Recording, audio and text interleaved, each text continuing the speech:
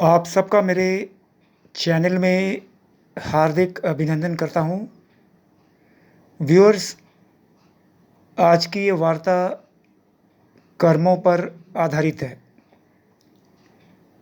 मनुष्य को किन कर्मों का किस प्रकार की बीमारियों से जाना पड़ता है, इस विषय में हमारे प्राचीन शास्त्रों में और आध्यात्मिक गुरुओं ने क्या कहा है, आज मैं इस सीक्रेट को आपके सामने बताने जा रहा हूँ।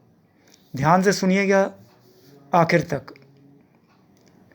क्या वाकई में बीमारियाँ व्यक्ति के पूर्व जन्म के कर्मों के कारण होती है?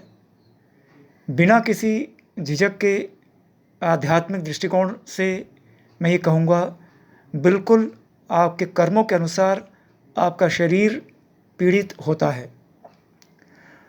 हम अक्सर लोगों को ये कहते हुए सुनते हैं कि मैंने कभी कोई बुरा काम नहीं किया, फिर भी मैं बीमारियों से परेशान हूँ।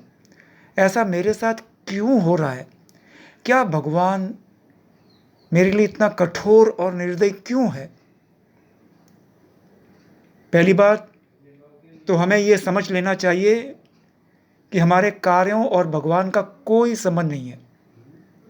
इसलिए हमें अपनी परेशानियों और पीड़ाओं के लिए ईश्वर को दोषी कदापि नहीं माननी चाहिए। यदि आप सुहागिनी हैं तो आप जीवन में संपन्न और सुखी रहते हैं। यदि आप लोगों को सताते हैं या पाप कर्म करते हैं तो आप पीड़ित होते हैं और तरह तरह की बीमारियां कष्ट देती है। हमारे कार्यों का हम पर निश्चित रूप से असर पड़ता है। कभी हमारे कर्मों का प्रभाव इस जन्म में तो कभी अगले जन्म में मिलता है, लेकिन मिलता ज़रूर है। आश्चर्य है कि हम अपने कर्मों के प्रभाव से कभी मुक्त नहीं होते। ये बात अलग है कि इसका प्रभाव तुरंत नहीं दिखाई देता। आइए जानते हैं उस रहस्य को, जिसको जानकर आप चौंक जाएंगे कि कौन कौन से किन किन कर्मों को करने से किन किन बीमारियों से मनुष्य को जाना पड़ता है। यदि आप इनमें से कोई बीमारियों से पीड़ित हैं और बीमारी से जा रहे हैं तो आपने निश्चित रूप से वो कर्म किए होंगे। हमारे पाप हम पर लौट कर आते हैं और हमें पीड़ित करते हैं। यदि आप किसी रोग से पीड़ित हैं तो समझें कि आपने अवश्य ही कोई पाप पूर्व जन्म में किया है। आपके पाप कर्म द्वारा होने वाली कुछ बीमारियों के बारे में मैं बताने जा रहा हूँ, जो सैकड़ों वर्ष पहले हमारे ऋषि मुनियों के धरोहर से प्राप्त किया गया है। और मैं आशा करता हूँ वो तमाम व्यूअर जो सुन रहे हैं वो इससे लाभान्वित रहेंगे। पहला कर्म जो शास्त्रों में वर्णित है, लोगों का धन लूटने वालों को गले की बीमारी से पीड़ित होना पड़ता है। दूसरा, हरे पेड़ काटने वाले और सब्जियों की चोरी करने वाले व्यक्तियों को अगले जन्म में शरीर के अंदर अल्सर घाव से पीड़ित होना पड़ता है।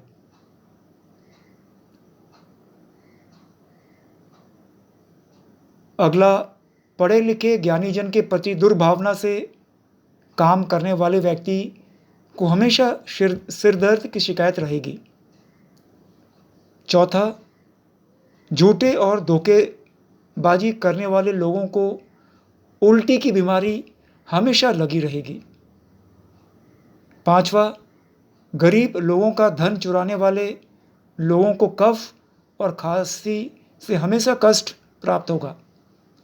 छठा, यदि कोई समाज के श्रेष्ठ पुरुष विद्वान की हत्या कर देता है तो उसे तपेदिक रोग होता है। सातवां, गाय का वध करने वाले कुबड़े बनते हैं। आठवां, निर्दोष व्यक्ति का वध करने वालों को कोढ़ हो जाता है। नवा, व्यूअर्स, जो अपने गुरु का अपमान करता है उसे मिर्गी का रोग होता है। 10वां, वेद और पुराणों का अपमान और निरादर करने वाले व्यक्ति को बार बार पीलिया हो जाता है। 11वां, झूठी गवाही देने वाले व्यक्ति गूंगे हो जाते हैं। 12वां, पुस्तकों और ग्रंथों की चोरी करने वाले व्यक्ति अंधे हो जाते हैं। 13वां, गाय और विद्वानों को लात मारने वाले व्यक्ति अगले जन्म में लंगड़े बन जाते हैं। 14, वेदों और उसके अनुयायियों का निरादर करने वाले व्यक्ति को किडनी रोग होता है। 15वां, दूसरों को कटु वचन बोलने वाले अगले जन्म में हृदय रोग से कष्ट पाते हैं। 16वां, जो सांप, घोड़े और गाय का वध करता है वो संतानहीन होता है। 17वां, कपड़े चुराने वालों को चर्म रोग होता है। 18, पर स्त्री गमन करने वाले अगले जन्म में कुत्ता बनता है। 19वां, जो दान नहीं करता वो गरीबी में जन्म लेता है। 20वां, आयु में बड़ी स्त्री से सहवास करने से डायबिटीज रोग होता है। 21वां, जो अन्य महिलाओं को कामुक नज़र से देखता है उसकी आंखें कमज़ोर होती है। 22वां, नमक चुराने वाले व्यक्ति चींटी बनते हैं। 23वां, जानवर का विष्कार करने वाले बकरे बनते हैं। 24वां, जो ब्राह्मण होकर भी गायत्री मंत्र नहीं पढ़ता वो अगला जन्म में बगुला बनता है। 25वां, जो ज्ञानी और सदाचारी पुरुषों को दिए गए अपने वचन से मुकर जाता है वो अगले जन्म में गीदड़ बनता है। 26वां, जो दुकानदार नकली माल बेचते हैं वे अगले जन्म में उल्लू बनते हैं। 27वां, जो अपने पत्नी को पसंद नहीं करते वे खच्चर बनते हैं। 28वां, जो व्यक्ति अपने माता पिता और गुरुजनों का निरादर करता है उसके गर्भ में ही हत्या हो जाती है। 29वां, मित्र की पत्नी से संबंध बनाने की इच्छा रखने वाला अगले जन्म में गधा बनता है। 30वां, मदिरा का सेवन करने वाला व्यक्ति भेड़िया बनता है। 31, जो स्त्री अपने पति को छोड़कर दूसरे पुरुष के साथ भाग जाती है वो घोड़ी बन जाती है। पूर्व जन्म में किए गए पापों से उत्पन्न रोग कैसे दूर हो? व्यूअर्स, पूर्व जन्म के जो पाप हमें रोग के रूप में आकर पीड़ित करते हैं उनका निराकरण करने के लिए दवाइयाँ, दान, मंत्र जप, पूजा, अनुष्ठान करना चाहिए। केवल यही नहीं, हमें गलत काम करने से बचना चाहिए, तभी हम पूर्व जन्मकृत पापों के दुष्प्रभावों से मुक्त हो सकेंगे। इन्हीं शब्दों के साथ आज की ये आध्यात्मिक यात्रा यहीं समाप्त करता हूँ। आशा करता हूँ आप पुण्य के मार्ग में तेज गति से आगे बढ़ेंगे और ईश्वर की उपस्थिति को जरूर मानेंगे तो आप पाप से बचेंगे। अगर ईश्वर का भय नहीं होगा तो पाप से नहीं बचेंगे। पाप करने की इच्छा होगी और डरेंगे नहीं और पाप करेंगे। हमें किसने बनाया? मुझे किसने आँख, कान, लीवर, किडनी किसने दी? अगर आप चींटी को देखिए, एक छोटा सा जीव है, उसके पास भी आँख, कान, लीवर, किडनी सब कुछ है। वो भी सांस ले रहा है, मैं भी सांस ले रहा हूँ। छोटा कीटाणु के पास भी आँख, लीवर, किडनी सब कुछ है। चमत्कार, चमत्कार को नमस्कार। ये चमत्कारी कौन है? परमात्मा, ईश्वर, मालिक। उससे डरिए। उससे डरेंगे तो पाप नहीं करेंगे, क्योंकि वही रियलिटी है। आज कोरोना ने ये सिद्ध कर दिया है कि ईश्वर रियलिटी है, बाकी कुछ रियलिटी नहीं है। कहाँ गए वो विद्वान? कहाँ गए वो बुद्धिजीवी लोग? कहाँ गए वो रिसर्चर?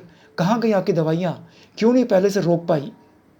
ईश्वरीय शक्ति कोई रोक सकता है क्या? समुद्र में ज्वार भाटा आता है, नदियों में ज्वार भाटा आता है, कोई रोक सकता है? दिन और रात को कोई रोक सकता है क्या? माँ के गर्भ में बच्चा 9 महीने में जन्म लेता है, कोई देख के बता सकता है कैसे प्रक्रिया होती है? कोई नहीं बता सकता। चकमक में आग छुपा हुआ है, दिखाई देता है क्या? इसी प्रकार जब तक दूध को अब किसी चीज़ से घुमाओगे नहीं तो मक्खन दिखेगा नहीं। ठीक इसी प्रकार बहुत सी चीज़ छुपी हुई है। इसी प्रकार परमात्मा छुप कर सब देख रहा है। पाप से बचिएगा, पाप से बचिएगा, पुण्य की यात्रा करिएगा, एक नया जीवन, एक नया सुखद जिंदगी में जाइएगा। ढेरों शुभकामनाएं आपको। अपना ध्यान रखिएगा। धन्यवाद।